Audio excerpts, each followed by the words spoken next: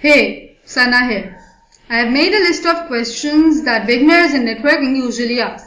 If you're a beginner in networking, or even if you are a least bit interested in networking, then these questions will be of interest to you.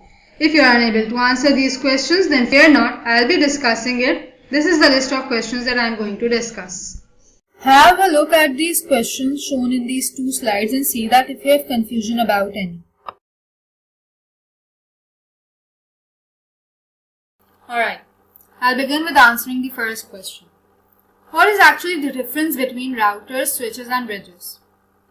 A router essentially determines which way is the shortest or fastest in a network.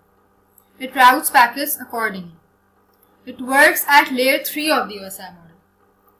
A switch, on the other hand, connects one point to another in a network temporarily by turning it on and off as necessary. It works at layer 2.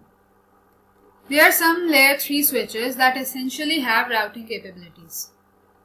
A bridge connects one point to another in a network. It works at layer 1 and 2 of the OSI model. It only connects two segments of the network. A bridge and a switch are actually very similar. In practice, a switch can be looked at as a multi-port bridge. Cloud computing is a type of computing that relies on sharing a pool of physical and/or virtual resources, rather than deploying local or personal hardware and software. It is somewhat synonymous with the term utility computing, as users are able to tap into a supply of computing resource rather than manage the equipment needed to generate it themselves. For example, a consumer tapping into the national electricity supply instead of running their own generator. What is the difference between a public and a private cloud? Under the private cloud model, the cloud is only accessible by a single organization, providing that organization with greater control and privacy. Public clouds, however, provide services to multiple clients using the same shared infrastructure. Amazon Web Services offers reliable, scalable, and inexpensive cloud computing services. You've likely heard the terms Tier 1 or Tier 2 or Tier 3 carriers. But what does it mean and how do the major carriers stack up? Put simply, a Tier 1 carrier possesses a network in which it's the sole operator. What does that mean? It means that it has a direct connection to the internet and networks it uses to deliver voice and data services. Similarly, Tier 2 network provider, a Tier 2 carrier, operates the same way, except it may get a portion of its network from a Tier 1 operator by way of a concept known as peering, which we will discuss later, which can be loosely defined as piggybacking onto the network already in place by a Tier 1 source. Tier 3 actually refers to a carrier who gets 100% of its network through a Tier 1 or Tier 2 operator, with no direct access of its own. Level 3 Communications is an American multinational telecommunications and internet service provider. It operates a Tier 1 network. This company provides core transport, IP, voice, video, and content delivery for medium to large internet carriers. It is the largest competitive local exchange carrier and the third largest provider of fiber optic internet access in the US. We'll discuss about fiber optic later as well. Now these are three different things. A network service provider is a business or organization that sells bandwidth or network access by providing direct internet backbone access to the internet and usually access to its network service access points. An enterprise network is an enterprise's communications backbone that helps connect computers and related devices across departments and workgroup networks. It facilitates insight and data accessibility. It also reduces communication protocols. It facilitates the system and device interoperability as well as improved internal and external enterprise data management. An enterprise network can integrate all systems, including Windows and Apple computers and operating systems, Unix systems, mainframes, and related devices, for example, smartphones and tablets, etc. Cloud provider, it is actually a service provider. It offers customer storage or software services available via private cloud or a public cloud. Usually it means the storage and software is available for access via the internet. IoT and IoE, Internet of Things and Internet of Everything. This is pretty famous these days. According to Cisco, IoE, that is Internet of Everything, brings together people, process, data and things work together. Rich information and things also to make networked connections more relevant. IoE works on 4 pillars that I just discussed, that is people, process, data and things. It is built on top of Internet of Things that works on one pillar, that is things. The difference between IGP and Water Gateway Protocol. Interior Gateway Protocol has actually 2 main categories. The first one is distance vector routing protocols and the second one is link state routing protocols.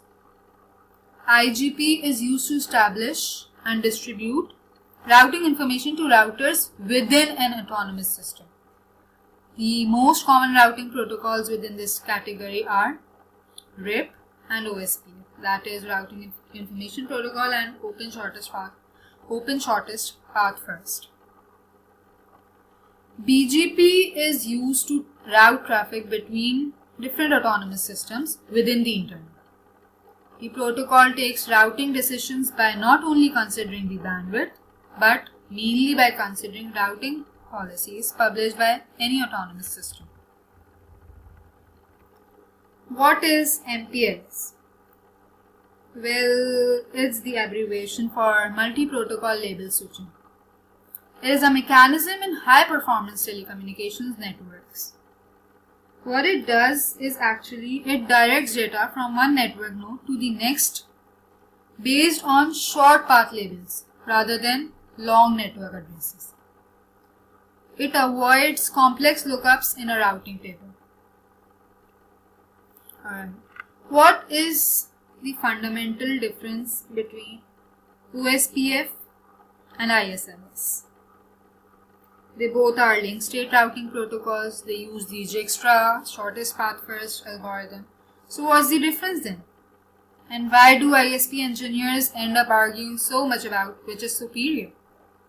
When comparing the routing protocols intermediate system to intermediate system, that is ISIS, to open shortest path first, OSPF, one major difference between the protocols relates to how they operate in the OSI model.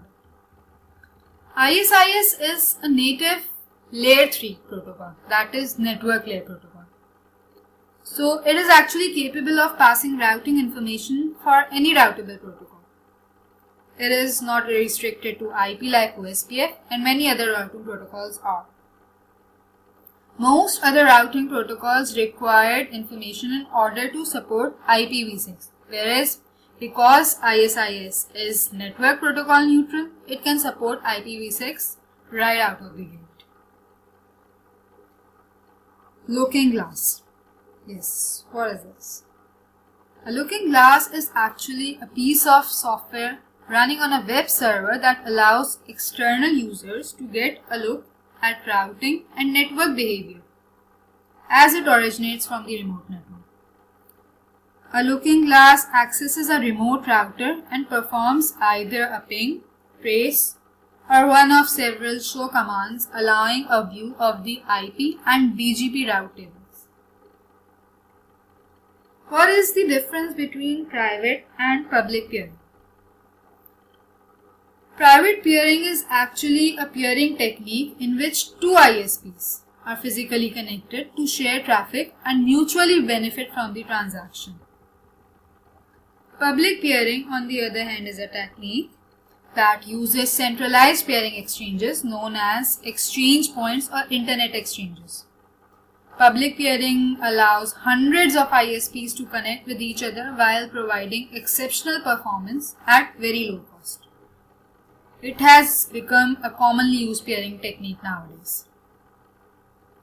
What are the different modes of fiber? There are two basic modes of fiber: multi-mode fiber and single-mode fiber. A fiber optic cable actually consists of a bundle of glass threads, each of which is capable of transmitting messages modulated onto light waves. Multi-mode fiber is best designed for short transmission distances and is suitable for use in LAN systems and video surveillance.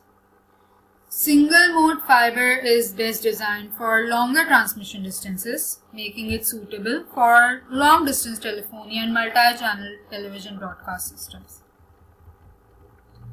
Dense wavelength division multiplexing, DWDM, it is an optical technology used to increase bandwidth over existing fiber optic backbones.